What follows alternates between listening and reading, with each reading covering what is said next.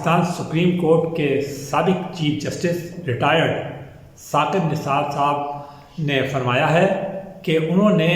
عمران خان کو مکمل طور پر صادق اور امین قرار نہیں دیا، صرف 3 نکات پہ دیا ہے۔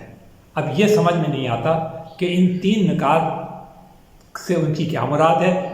اور جزوی طور پر اگر انہوں نے صادق اور امین قرار دیا تو اس کا کیا مطلب ہے، یہ ساری بات سمجھ میں نہیں آتی۔ یہ وہی سمجھتے ہوں گے کیونکہ وہ سمجھتے ہیں کہ انہوں نے یہ بھی فرمایا کہ پاکستان میں وہ لوگ تبصرہ کرتے ہیں قانون اور آئین کے اوپر جنہیں الف بے بھی نہیں پتہ، اور یہ تو ہمیں معلوم ہے کہ وہ اور ان کی بینچ کے بہت سارے جج صاحبان جو تھے ان کو یہ یقین تھا کہ پاکستان کے تمام لوگ جو ہیں وہ نہ کتابیں پڑھتے ہیں، نہ ان کو علم ہے، وہ لا علم قسم کے جو ہیں وہ جاہل ہیں، اور جو کچھ کہہ دیا جائے ان کے سامنے۔ اور مگر ابھی ہم بعد میں آتے ہیں اس کے اوپر، پہلے تو اسی کی بات کر لیں کہ یہ جو انہوں نے اعتراف کیا کہ انہوں نے عمران خان کو مکمل صادق اور امین قرار نہیں دیا، تو یہ کیا چیز ہوتی ہے، اس کا کیا مطلب ہوتا ہے؟ یا تو آپ کہتے ہیں کہ یہ شخص ایماندار ہے اور یہ شخص اچھا ہے، یا آپ یہ کہتے ہیں کہ یہ شخص بے ایمان ہے اور یہ برا ہے۔ یہ کیسے ہو سکتا ہے کہ آپ بیک وقت ایک ہی بات کہیں کہ نہیں جزوی طور پر تو یہ اچھا ہے، جزوی طور پر یہ برا ہے، جزوی طور پر ایماندار ہے، جزوی طور پر، تو اس کا کیا مطلب ہے؟ اس کی وضاحت بھی وہ اگر خود ہی فرما دیں تو بہت ہی اچھا ہوگا۔ لیکن بہرحال جس بات کا ہمیں یقین تھا وہ اب عمل میں آ گیا ہے، اور یہ پاکستان میں کوئی خاص بات نہیں ہے۔ اب جسٹس ثاقب نثار کے اعترافات کا سلسلہ شروع ہو گیا ہے۔ انہوں نے سارے دن کل صحافیوں سے، مختلف صحافیوں سے بات چیت کی اور جناب اپنے معاملات میں کی وضاحتیں کی۔ تو ایک تو یہ تھا جس میں انہوں نے جزوی طور پر عمران خان کو صادق اور امین قرار دیا، مکمل طور پہ نہیں قرار دیا۔ تو اب وہ اب پھر مزید وہ کوئی اعتراف کریں گے، وضاحت کریں گے کہ اس سے کیا مطلب ہے۔ لیکن انہیں کبھی یہ خیال نہیں آیا کہ اس اعتراف کا سارا وہ جو الیکشن کیمپین تھا اس کے اندر یہ چیز چلتی رہی اور اس کا بغیر معمولی ایڈوانٹیج حاصل کیا۔ تو اس کا کون قصور ہوا ہے؟ جو پڑھلا الیکشن کے اندر ان کی طرف گیا اور جو کلیم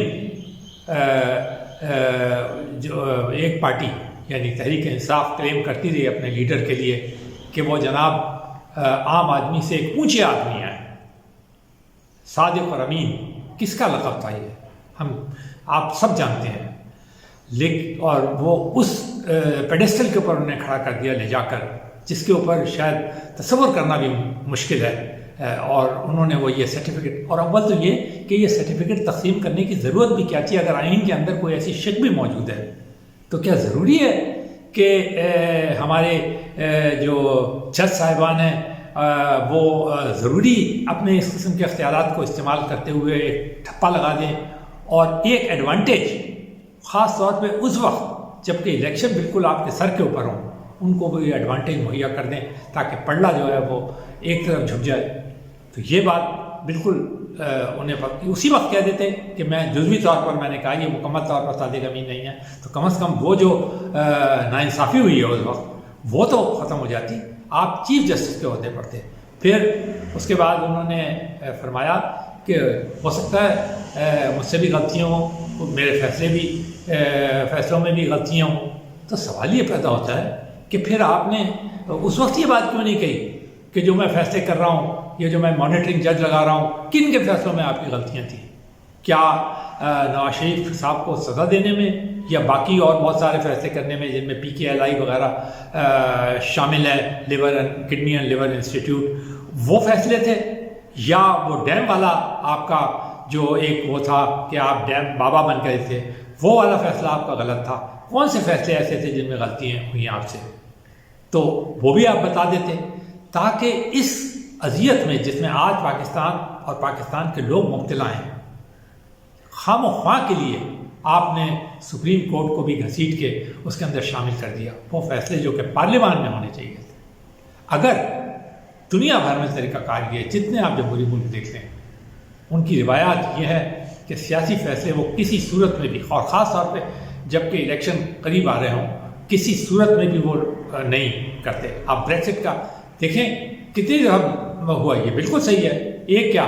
3 4 الیکشن ہوئے، 4 وزیر اعظم فارغ ہوئے برطانیہ کے اندر، لیکن برطانیہ کی پارلیمان نے اس میں دخل نہیں دیا۔ جب ایک دفعہ وہ گئے بھی سپریم کورٹ کے اندر تو اس نے کہا کہ یہ معاملہ تو پارلیمان کا ہے، آپ جا کے وہاں طے کریں۔ تو آپ بھی یہ کہہ دیتے کہ بھائی یہ میرے بس سے باہر ہے، کیونکہ میں غلط فیصلے نہیں کر سکتا ہوں، میں بھی انسان ہوں اور جزوی طور پر میں لوگوں کو صادق اور امین ڈکلیئر کرتا ہوں، میرے میں اتنی وہ نہیں ہے۔ اور بعد میں بھی آپ میں اتنی جرأت نہ ہوئی کہ آپ اس کا اعتراف کرتے۔ آج سالوں بعد جبکہ اس کے تمام جو نقصانات تھے وہ پاکستانی قوم بھگت رہی۔ دیکھیے میں آپ کو بالکل اپنے ذہن میں کلیئر رکھیے جناب ثاقب نثار صاحب کہ اس کے جو نتائج آپ کے فیصلوں کے ہیں یا آپ کی جو غلطیاں ہیں جن کا اعترافات آپ کر رہے ہیں، اس کے نقصانات صرف کسی ایک پارٹی نے یا کسی ایک لیڈر نے یا چند لیڈروں نے نہیں بھگتے، یہ اس کے نقصانات سارا پاکستان اور سارے پاکستان کے عوام بھگت رہے ہیں، اور آج کسی سے سنبھلے نہیں سنبھلا۔ تو میں اگر یہ بھی آپ اعتراف کر لیں کہ آپ کے فیصلوں کی وجہ سے کیا ہوا پاکستان کے ساتھ، تو یہ بات آپ کی سامنے آئی۔ تو پاکستان میں ایک عام رواج بنا ہوا ہے، جب کوئی کسی عہدے پہ فائز ہوتا ہے تو اس وقت تو وہ ایسے کام کرتا ہے جو کہ لوگ بتاتے ہیں اسے کہ دیکھیے اس کے اندر کریکشن کر لیں، ہو سکتا ہے وہ بالکل غلط نہ ہو لیکن اس کو کریکشن کر لیں، احتیاط سے کام لے لیں۔ آپ جس منصب پہ فائز ہیں اس کا تقاضا یہ ہے کہ ادھر بھی غور کر لیں ادھر بھی غور کر لیں، کسی کے ساتھ ناانصافی نہ ہو جائے، کہیں آپ کے فیصلے پہ کہیں آپ اتنے اونچے عہدے پر فائز ہیں کہ اس کا نقصان جو ہے کل عوام کو نہ بھگتنا پڑے۔ مگر وہ شخص کہتا نہیں، میں جس عہدے پہ فائز ہوں، میں جیسے کہ جناب ثاقب نثار اور پھر ان کے بعد کئی چیف جسٹس صاحبان، ان کے ساتھی جج صاحبان جو اب ریٹائر ہو چکے ہیں، ان کے متعلق جو الفاظ وہ استعمال کرتے تھے، don, Sicilian mafia, god father, اب آپ یہ بتائیے کہ یہ الفاظ منتخب نمائندوں کے لیے استعمال کرتے ہوئے انہیں اب یہ محسوس نہیں ہوتا، اور ان کو بھی اب سامنے آ کر یہ اعتراف نہیں کرنا چاہیے کہ ان سے بھی یہ غلطیاں ہوئی ہیں، اور انہیں بھی یہ سوچنا چاہیے کہ اتنے اونچے عہدے پر بیٹھ کر وہ بغیر سوچے سمجھے منتخب نمائندوں کے متعلق جو مرضی کہتے رہیں، تو پھر انہیں بھی اس بات کے لیے تیار رہنا چاہیے کہ جب ان کے وہ اختیارات ختم ہو جائیں گے کہ وہ کسی کو وہ بلائیں اور 2 منٹ میں اس کے کی عزت اتار دیں۔ آپ نے جس طرح لاہور کے کڈنی اور لیور سینٹر کا ستیہ ناش مارا، جسے کہ ایک پاکستانی ڈاکٹر نے جو اتنی بڑی تنخواہ چھوڑ کے، اور جنہیں امریکہ کے اندر ایک ماہر سمجھا جاتا تھا، ان کو یہ موقع بھی نہیں دیا کہ وہ اس کو چلا کے دکھا دیتے، کم از کم سے کہتے اچھا 6 مہینے چلا کر آپ مجھے یہ تو بتا دیں کہ باقی میں صحیح ہے۔ اپنے برادر صاحب کے کہنے کے اوپر اور مشورے کے اوپر آپ کر گزرے سب کچھ۔ ارے بھائی، ایک عام آدمی اگر اپنے بھائی یا بیٹے یا اس کے کہنے کے اوپر کچھ کرے تو کہیں آدمی سوچنے لگتا ہے کہ ہاں شاید اس کی محبت اس پہ غالب آ گئی، لیکن سپریم کورٹ کا ایک چیف جسٹس اگر اس طرح جذبات میں بہہ جائے اور اس طرح اپنے بھائیوں اور بیٹوں اور رشتہ داروں اور دوستوں کے کہنے کے اندر آنے لگے، تو پھر کیا یہ اعتراف کرنے کا وقت نہیں ہے کہ اور غلطیاں تو اپنی جگہ، لیکن میں جس طرح یہ وہ کرتا رہا، فیصلے کرتا رہا، اور جس طرح میں خواہ مخواہ کی دخل اندازی کرتا رہا، آپ کا کیا لینا دینا کڈنی اور لیور انسٹیٹیوٹ سے؟ کیا اب آپ فرما رہے ہیں کہ جی اگر اس کا فرانزک کیا جائے تو آپ سر پکڑ کے بیٹھ جائیں؟ تو کروا لیں نا پھر فرانزک، چاہیے نا پھر ہمارے جو ان سے گزارش ہے ہمارے موجودہ چیف جسٹس اور سپریم کورٹ کے ججز سے کہ پھر اس کا ایک سو موٹو ایکشن لے کے فرانزک کرا کر بلا لیں ثاقب نثار صاحب کو اور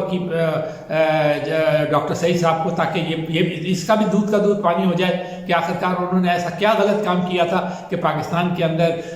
ایشیا کا یا ایک آئیڈیل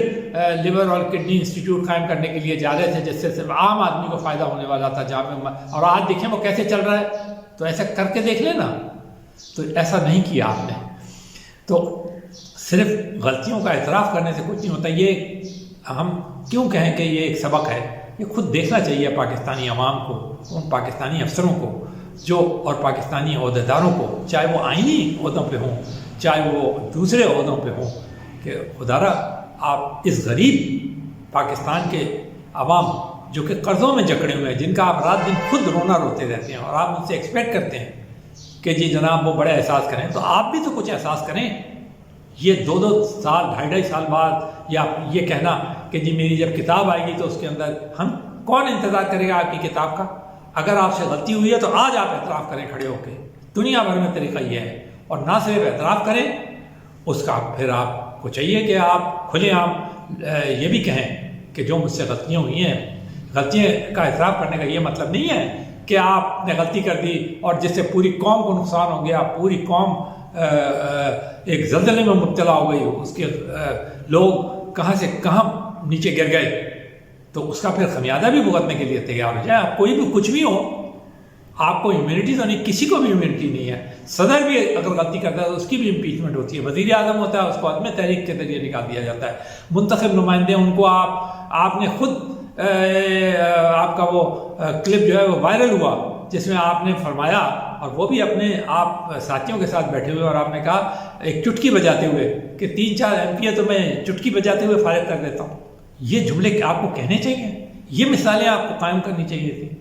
یہ آپ روایات چھوڑ کے گئے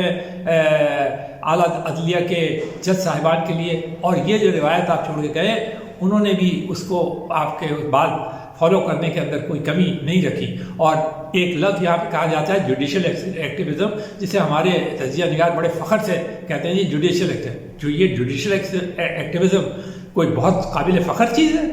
ایک اعتدال مناسب نہیں ہے۔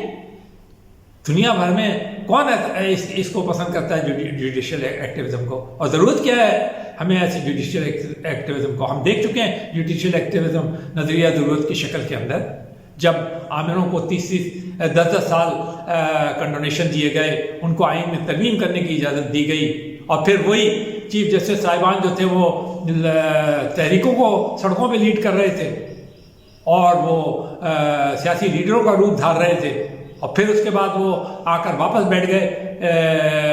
اپنی کرسی کے اوپر، اور پھر ایکسٹینشن بھی لے رہے ہیں۔ تو کبھی ان سابق چیف جسٹس صاحبان کو یہ خیال نہیں آیا، اور موجودہ جج صاحبان سے بھی گزارش ہے کہ کم از کم وہ دیکھیں کہ تاریخ ان فیصلوں کا اور ان طور طریقوں کا، ان اطوار کا، ان ریمارکس کا، ان آبزرویشنز کا اب کیا فیصلہ دے رہی ہے۔